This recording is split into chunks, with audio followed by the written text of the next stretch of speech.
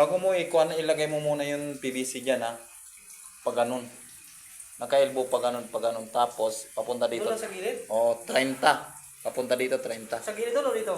Dito sa may poste. Tapos, lagyan mong kawad lahat paikot. Bago palitan dahan. Para hindi magkapak. Ha?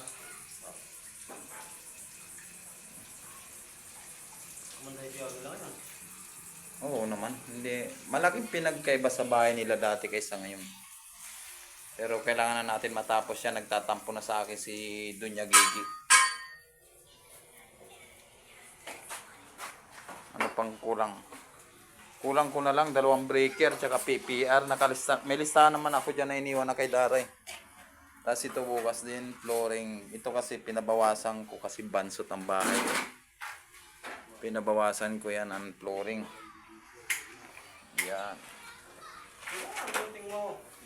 Ha? Yung ano na sira pre? Bahay pala ay kwarto pala yan ni Dunya Julie. Lukotin mo lang. Mag-express ako rin. Kompleto na yan dito, wala na tayong kulang na outlet ano. Yung doon na lang sa kwarto ni Boss Jason. Meron kami sa dito. Maglalagay pa raw dyan?